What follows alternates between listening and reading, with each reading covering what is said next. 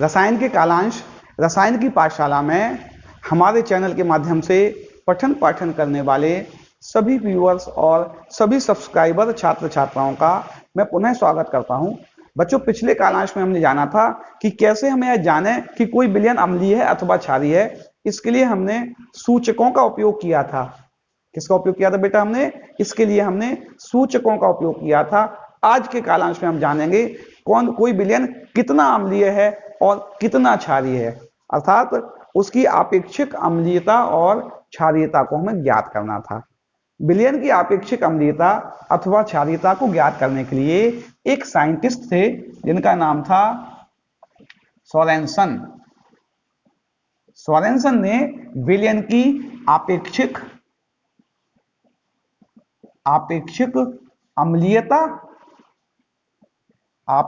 अम्लीयता या क्षारीयता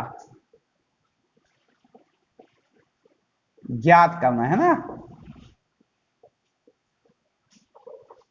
सोरेनसन ने यह ज्ञात किया कि विलयन आपेक्षिक कितना अम्लीय है अथवा क्षारीय है। उन्होंने विलयन की आपेक्षिक अम्लीयता या क्षारीयता ज्ञात करने की एक विधि प्रस्तावित की। बच्चों, उस विधि को हम पीएच मान कहते हैं। पीएच स्केल या पीएच मान कहते हैं। इससे हम जान जाते हैं कि कोई विलयन कितना अम्लीय है अथवा कितना क्षारीय है, प्रबल अम्लीय है, दुर्बल अम्लीय है, किस प्रकार का व्यवहार है, उदासीन है। इस सब बात को हम यहां से जान सकते थे बेटा। तो पहले हम इसकी परिभाषा देखें। सोरेनसन ने क्या कहा? उन्होंने कहा है किसी विलयन का जो पीएच होता है, किसी विलयन का पीएच, मैं डायरेक्ट लिख रहा हूं, परिभाषा आपको लिखी हुई दूंगा नोट्स में, उसमें उपस्थित हाइड्रोजन आयनों की मूल प्रति लीटर में सांद्रता, ये जो बच्चों ये कोष्टक है, यह मूल प्रति लीटर में सांद्रता है, ठीक है ना। किसी विलयन का पीएच मान उसमें उपस्थित हाइड्रोजन आयनों की मोल प्रति लीटर में सांद्रता का ऋणात्मक लघु गुणक होता है। उस लघु गुणक का जो बेस होता है वह 10 होता है। दोबारा देखिए बच्चों, किसी विलयन का पीएच मान उसके हाइड्रोजन आयनों की सांद्रता का ऋणात्मक लघु गुणक होता है। इस लघु गुणक का जो आधार होता है वह 10 होता है। यह इसकी पीएच की परिभाषा दी गई जो सोरेनसन ने दी थी। इसके एप्लीकेशन भी बताए जाएंगे बेटा। अभी अगला प्रश्न दूसरी तरह से, दूसरे शब्दों में देखें बेटा, एक परिभाषा और भी दी गई इसकी। दूसरे शब्दों में यह गणितीय हो गई। इस बात को गणितीय रूप में दूसरी तरह से व्यक्त कर रहे हैं। यदि विलयन में हाइड्रोजन आयन की सांद्रता को 10 की ऋणात्मक घात के रूप में व्यक्त किया जाए, मैं क्या कर रहा हूं, ये क्या है, इसको हम क्या बोलते हैं बेटा? हाइड्रोजन आयन की सांद्रता। यदि हाइड्रोजन आयन की सांद्रता को 10 की ऋणात्मक घात के रूप में प्रदर्शित किया जाए, ये जो ऋणात्मक घात है, यही घात हमारा पीएच मान कहलाती है। यही हमारी घात पीएच मान कहलाती है। जैसे एक छोटा सा प्रश्न किया हमने कि दो प्रश्न किया हमने। माना एक विलयन है, उसमें हाइड्रोजन आयन की सांद्रता 10 की घात -2 है। कितनी है बेटा? 10 की घात -2 है। तो पीएच कितना होगा? पीएच हम जानते हैं 10 की घात -x, और x का मान पीएच होता है, इसका मान 2 है, यानी इसका पीएच मान 2 हो जाएगा। जो हाइड्रोजन आयन की सांद्रता है उसका ऋणात्मक लघु गुणक पीएच मान होता है। इसको यहां रख के देखें। अच्छा बेटा, पीएच -log, और हाइड्रोजन आयन की सांद्रता है 10 की घात -2। कितनी है बेटा? इसका मान 10 की घात -2 है। इसको हमने सॉल्व किया। पीएच बराबर ये जो घात है यह आ जाती है log m की घात n बराबर होता है n log m। घात पहले आ जाती है तो माइनस और माइनस प्लस हो गया, यानी हो गया 2 log 10, और log 10 जो होता है बेटा, log 10 जो होता है वह 1 होता है, यानी 2 × 1, तो pH आ गया आपका 2। ऐसे भी आप सॉल्व कर सकते हैं, वैसे भी सॉल्व कर सकते हैं, किसी भी विधि द्वारा सॉल्व कर सकते हैं। तो पीएच यानी पीएच क्या था? विलयन की अम्लीयता अथवा क्षारीयता को मापने की विधि थी। अब हम कैसे जाने कि विलयन अम्लीय है क्षारीय है? इसके लिए सोरेनसन ने एक स्केल दे दिया जिसको कि हम पीएच स्केल बोलते हैं। क्या बोलते हैं इसे हम? PH scale. सोरेनसन ने एक पीएच स्केल दे दिया। इस स्केल के हिसाब से हम विलयन की अम्लीयता या क्षारीयता का मापन करेंगे। उन्होंने क्या किया? एक स्केल बनाया, यहां लिया H+ आयनों की सांद्रता, ये भी लिख सकते हैं हम, ठीक है नहीं? और यहां डायरेक्ट पीएच, यहां लिखा उन्होंने 7, यहां लिखा 8, यहां 9, यहां 10, यहां 11, यहां 12, 13 और 14। 7 से 6, 5, 4, 3, 2, 1। यहां जब pH 1 होगा, यहां जो pH 1 होगा, यहां pH लिख देता बेटा ना, pH। तो हाइड्रोजन आयन की सांद्रता कितनी होगी बेटा? 10⁻⁻1। ये वाला कितना होगा? 10⁻²। ये 10⁻3, 10⁻4 और 10⁻5, -6, -7, ऐसे ही 10⁻14। ये तो हाइड्रोजन आयन की सांद्रता है, यह पीएच मान है। तो जब भी पीएच मान 1 से 6 तक होगा तो हमारा विलयन अम्लीय होगा। कैसा होगा विलयन बेटा? अम्लीय होगा। जिन विलयनों का पीएच मान 1 से 6 के बीच होगा वह विलयन अम्लीय होंगे, और जिनका पीएच मान 8 से 14 के बीच होगा वह विलयन क्षारीय होंगे।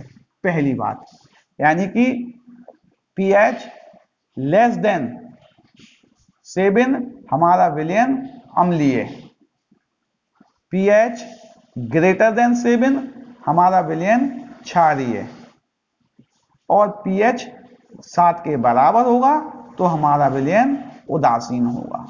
pH 7 के बराबर होगा तो विलयन उदासीन होगा, यानी pH = 7 तो विलयन कैसा? उदासीन। एक बात। दूसरी बात यह भी है, जैसे ही 7 से हम 1 की तरफ जाएंगे अम्लीय गुण बढ़ता जाएगा, अर्थात यहां सबसे प्रबल अम्लीय होगा। यहां कौन होगा बेटा? प्रबल अम्लीय। प्रबल अम्लीय। यहां 1 की तरफ जाएंगे अम्लीयता बढ़ती जाएगी, 14 की तरफ जाएंगे क्षारीयता बढ़ती जाएगी, यानी यहां क्या होगा? प्रबल क्षारीय। प्रबल क्षारीय। ये दुर्बल क्षारीय, थोड़ा प्रबल, थोड़ा और प्रबल, थोड़ा और प्रबल, थोड़ा और प्रबल। प्रश्न आया A, B, C, D, E 5 तरह के विलयन हैं। कितने विलयन है बेटा? 5 विलयन हैं। उनकी पीएच क्रमशः 7, 7.5, 6.5, 2 और 14 दिए हुए हैं। इन्हें बताइए कि कौन सा विलयन प्रबल अम्लीय है। क्या कह रहा हूं मैं? कौन सा विलयन प्रबल अम्लीय है, कौन सा विलयन प्रबल क्षारीय है, कौन सा विलयन दुर्बल अम्लीय है, कौन सा विलयन दुर्बल क्षारीय है, और कौन सा विलयन उदासीन है। कौन सा विलयन उदासीन है। अब आप समझ जाएंगे बेटा। प्रबल अम्लीय एक के पास वाला सबसे ज्यादा है 2, तो ये डी हो गया आपका उत्तर। प्रबल अम्लीय कौन हो गया? डी वाला प्रबल अम्लीय होगा। प्रबल क्षारीय जो 14 के पास होगा, और 14 के पास यहां पे बेटा 14 ही है, तो 14 यानी सी हो गया, ठीक है नहीं। दुर्बल अम्लीय जो 7 के करीब होगा और 6 के पहले होगा, 7 से 6 की तरफ जाने वाले रास्ते पे होगा, तो दुर्बल अम्लीय हो गया 6.5, और दुर्बल क्षारीय कितना हो गया? 7.5, और उदासीन कितना हो गया 6.5 यानी कितना हो गया ई है जो है ना, ये ई है, इसको ई कर लो। और 6.5 यानी कि सी, 7.5 यानी कि बी, और ये ए। तो आपको यह इनके क्रम मिलेगा। ये प्रश्न बच्चों परीक्षाओं में आता है कि आप बताइए कि विलयन, इन विलयनों में जिनके पीएच मान दिए हुए हैं, कौन सा प्रबल अम्लीय है, कौन सा दुर्बल अम्लीय है, कौन सा क्षारीय है, कौन सा दुर्बल क्षारीय है, कौन सा उदासीन है। इस बात को बेटा हमें आना चाहिए। और एक दो प्रश्न करते हैं इसके पीएच मान के, इनको आप नोट कर लेना बेटा, है ना, स्क्रीनशॉट ले लेना, पॉज करके नोट कर लेना। ये भी अब याद रखना बेटा, किसी भी विलयन में हाइड्रोजन आयन की सांद्रता और हाइड्रोक्सिल आयन की सांद्रता का योग हमेशा 14 होता है। कितना होता है बेटा? 14 होता है। हाइड्रोक्सिल आयन और हाइड्रोजन आयन की सांद्रता का योग 14 होता है। प्रश्न आया एक विलयन, प्रश्न आया, क्वेश्चन दिया है एक विलयन, या लिखे प्रश्न लिख दिया, ऐसा लिखा हमने 0.001 NaOH विलयन का पीएच मान ज्ञात करो। प्रश्न आया तो NaOH का मतलब, इसका मतलब M और लिख दें, M मोलर है ना, मोलर का। NaOH का विलयन दिया हुआ है, इसका मतलब इसमें हाइड्रोक्सिल आयन की सांद्रता दी हुई है। क्या लिखें? 0.001 M NaOH। इसका मतलब यह हुआ कि जो OH माइनस आयनों की सांद्रता है वह 0.001 दी हुई है। इसको सही कर लिया बेटा तो लिखा 1/100, 1 2 3, 1/1000 आ जाएगा, 1 2 3, 10 की घात -3 हो जाएगा। यानी OH माइनस आयनों की सांद्रता कितनी हो गई है? 10 की घात -3 हो गई है। कितनी हो गई है बेटा? 10 की घात -3 हो गई है। यानी कि हम जानते हैं pH इक्वल टू होता है माइनस लॉग, या ऐसा लिख दें हम कि OH माइनस बराबर 10 की घात -x है, तो x बराबर POH हो गया। कितना हो गया बेटा? x बराबर POH, यानी किसमें हो गया 10 की घात -3, तो POH बराबर हो गया 3। क्या हो गया बेटा? POH बराबर 3 हो गया। यहां हम रख दें pH प्लस 3 बराबर 14, तो pH बराबर 11 आ गया। pH कितना आ गया बेटा? pH मान इसका 11 आ गया। इस तरह के बहुत से प्रश्न आते हैं, और प्रश्न हम करके देखें।